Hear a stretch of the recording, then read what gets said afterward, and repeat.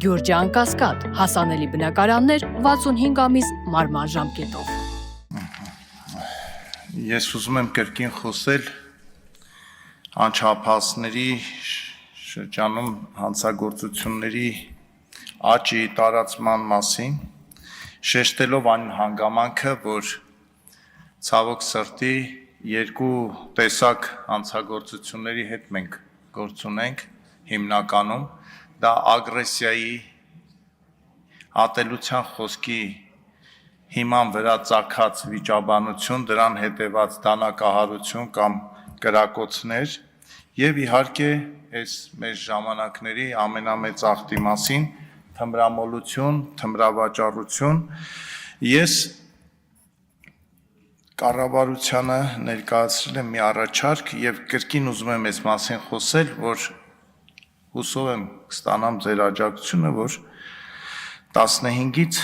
18 տարեկան աշակերտները անկախ կրոնական պատկանելությունից,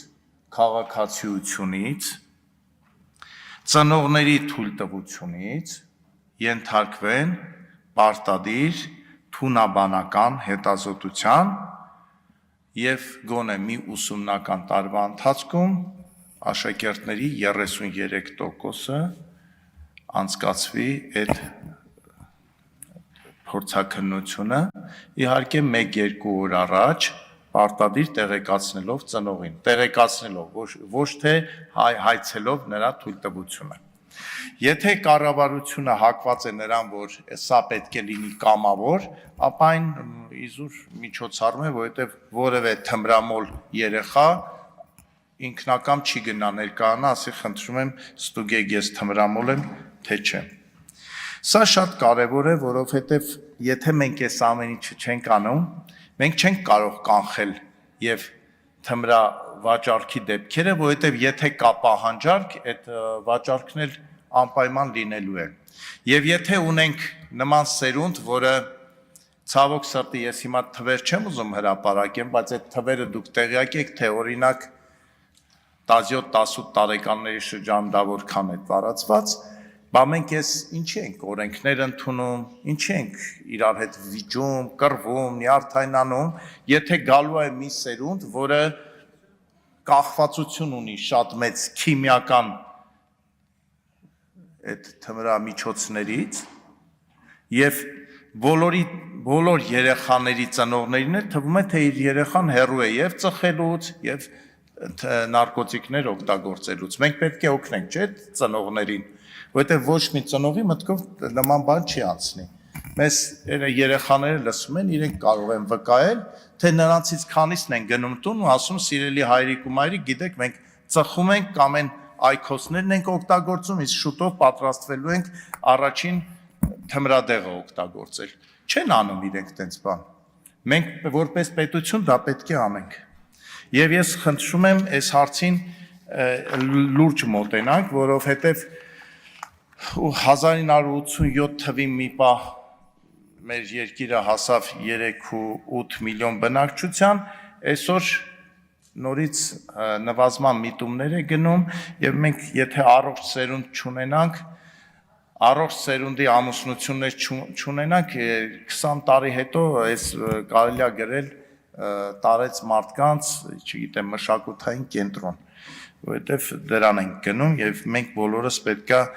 թիվ 1 խնդիրը հայ քաղաքական գործ չի, պետական գործ չի, պետք է լինի ծնելիության աճը եւ ներգաղթը եւ արտագաղթի կասեցումը։ Սրան պետք է միտված լինի մեր բոլորի հիմնական գործը։ Ես խնդրում եմ, որ գլխավոր դատախազությունը առավել մեծ ուշադրություն դարձնի նաև Երևանում տեղի ունեցող այս քաղաքաշինությանը, որտեղ եթե մի փոքր անուշադիր լինես եւ քո հյուրասենյակում նոր շենք կառուցեն առանց որևէ նորմի հաստատման, համաձայնության, երբ որ ազգային ժողովի Բաղրամյան մուտքից դուրս ես գալի եւ նայում ես դիմացի լանջին, որտեղ մի 50 տարի առաջ կանաչ տարածքներ էին, այսօր տեսնում ես մի խայտարակ շինարարություն, որը առերևույթ, երբ որ աչքով նայում ես, համոզվում ես, որ այստեղ քաղաքաշինության բոլոր նորմերը խախտված են, բոլոր նորմերը անվտանգությունն էլ հետը։ Ես հիշեցնում եմ, Հայաստանը բարձր սեյսմիկության գոտիում է գտնվում։ Ես հիշեցնում եմ, որ Հայաստանում, Երևանում քամիները հիմնականում հյուսիսային են եւ այդ լանջերի անտառից զրկելը հանգեցնում է նրան, որ ամառային ամիսներին, երեկոյան ժամերին Երևանում ոչ քայլել է լինում, ոչ զբոսնել է լինում, որովհետեւ կլիման այդպիսին է։ Եվ այդ անտառային շերտը հատուկ դրված է միայն նրա համար, որ Երևանում ապրելը հնարավոր լինի։ Ես կարծում եմ, որ այս շատ կարևոր խնդիր է, որին պետք է ուժային իրավապահ համակարգը շատ մեծ ուշադրություն դարձնի։ Մեծ ուշադրություն դարձնի, թե ինչպես են այն գոտիները, որոնք պետք է ծառայեցվեին հետագայում խոշոր գործարաններ կառուցելու համար, ով է ասում, որ մի օր մեզ չի հաջողվի խոշոր ինչ-որ մեքենաշինական գործարանի համոզել Հայաստանում մասնաճյուղ, բայց որտեղ են կառուցելու, էլ տեղ չկա, որովհետև բոլորը չգիտեմ ինչ որակի, եթե հետաքրքրվեք, կտեսնեք, որ շատ քիչ շենքեր են կառուցվում բարձր որակի բետոնային նյութով։ Խայտառակ վիճակ է։ Կարող եք ուսումնասիրություն անցկացնել, զրուցել հենց կառուցապատողների հետ, տեսնել ինչ որակի շինանյութ են օգտագործում։ Ես գիտեմ, որ հիմա արձագանքելու են, թե բայեկեք ստուգեք, բայց ես էլ կոչ եմ անում։ Գնացեք ու ստուգեք, որովհետև այդտեղ մեր երեխեքն են ապրելու, մեր թոռներն են ապրելու եւ հետևանքների մասին մի քիչ մտածեք։ Եվ բարձրահարկ շենքը կառուցում են կարևոր նշանակության ճանապարհների վրա, հենց անմիջապես 1-2 մետր, երբ որ չի կարելի։ Կարևոր նշանակության փողոցների, պողոտաների, մայրուղիների անմիջական հարաբերությամբ բարձրահարկ շենք սարքել, որովհետև լիքը դեպքեր կան կամ կարող են լինել իհարկե Աստված հեռու, բայց դա բան է։ Ես խնդրում եմ,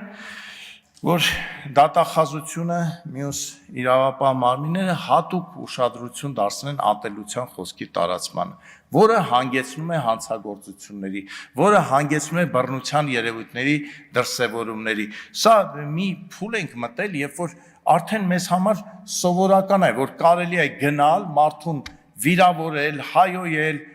ու ակնկալել, որ այդ մարդը քար սիրտ է կամ չգիտեմ, պատգամավոր է, քաղաքական գործիչ է, ոչ մի պատասխան չի տալու։ Մարդ ենք, ի վերջո